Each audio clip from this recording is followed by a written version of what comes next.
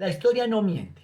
Los medios de comunicación y algunas encuestadoras registran que al menos 77 ciudadanos honestos, responsables y transparentes, sin mácula ni mancha, aspiran como precandidatos a romper los paradigmas de la política actual y tradicional para con eso coronarse como presidente o presidenta de la República de Colombia.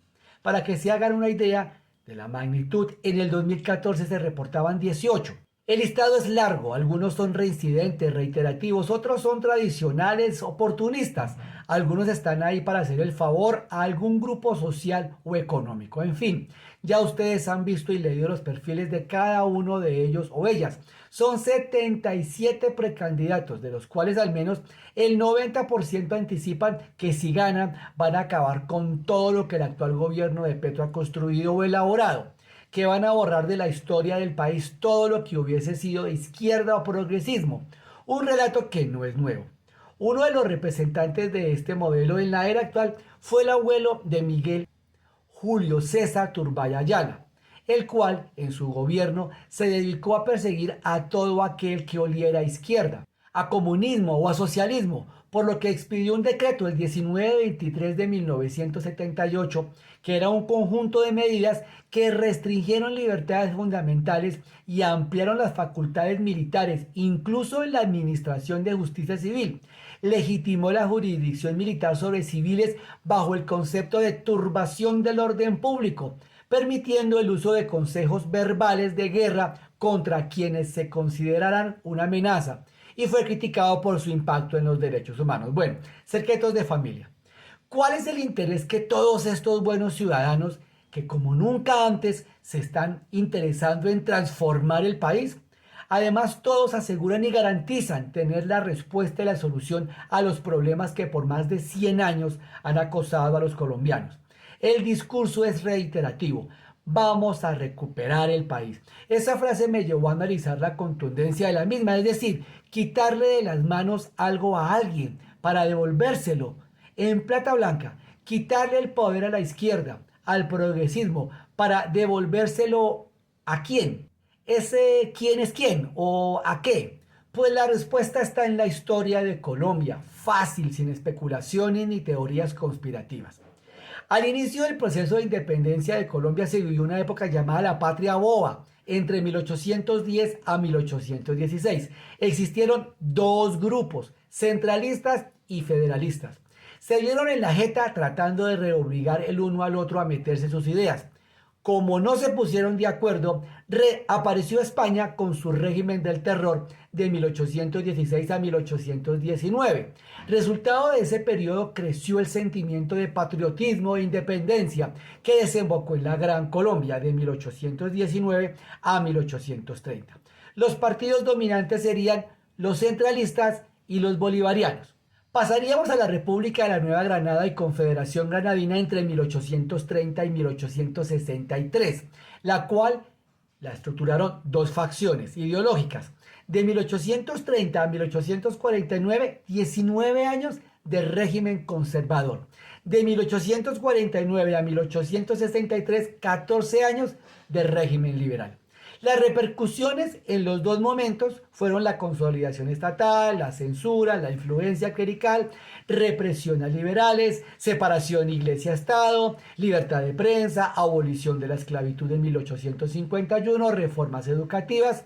Se vendrían épocas de imposición de ideas políticas, sociales, culturales y económicas que le valdrían cientos de víctimas al Estado colombiano. Iniciando con 23 años del Partido Liberal Radical de 1863 a 1886, denominado Época Liberal Radical.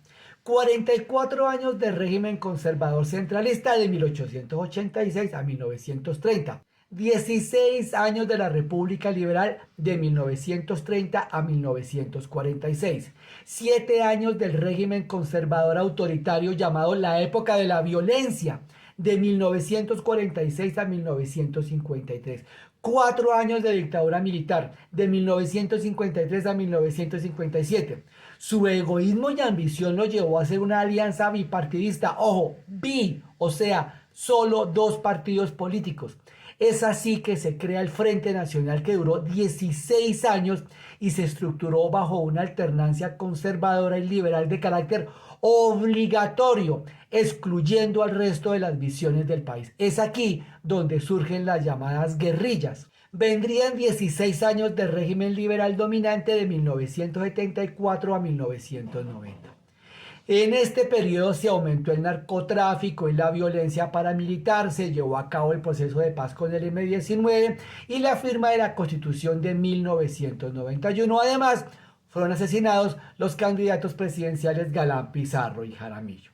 Sería con la Constitución de 1991 que se da inicio a un régimen pluralista moderno que permitiría la participación de toda la sociedad, un régimen democrático pluralista, en donde los partidos liberal y conservador y nuevos movimientos, verdes, izquierdas, centros, tendrían un espacio para opinar y debatir. Si se dio cuenta, desde 1810 hasta 1991 solo existieron solo dos opciones en 181 años.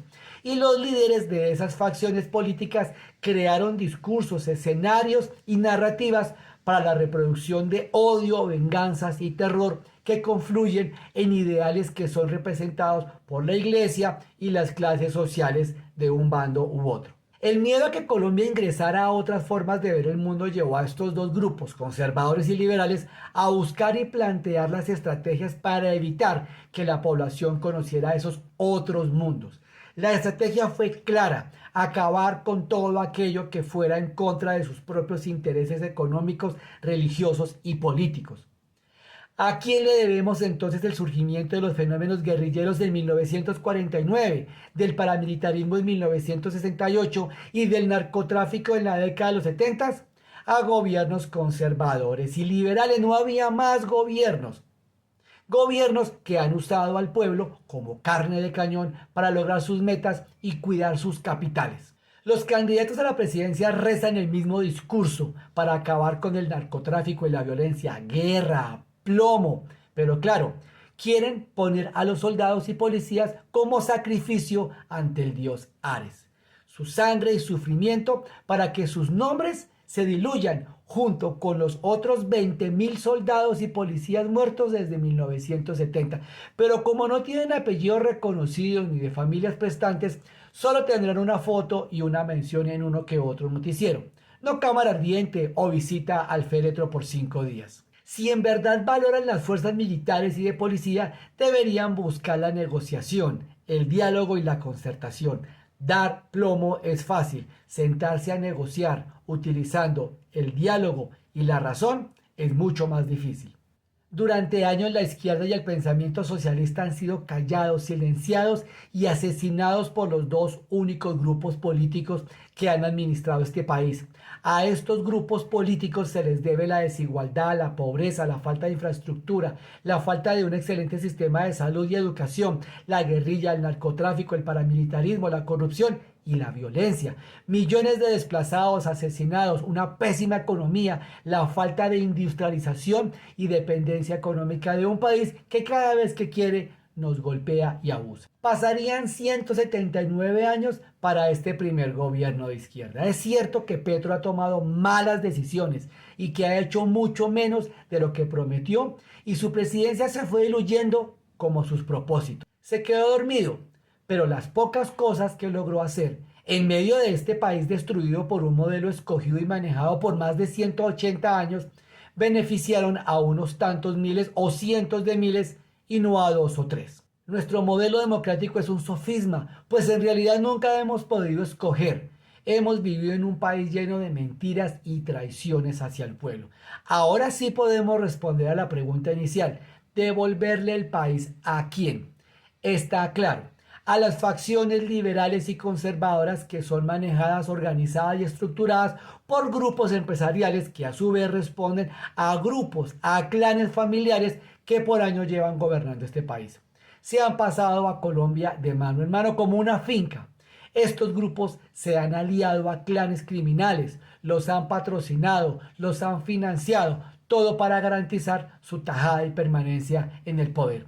Por eso quieren de nuevo retomar el poder. La historia está ahí para hacer la ida. La historia no miente.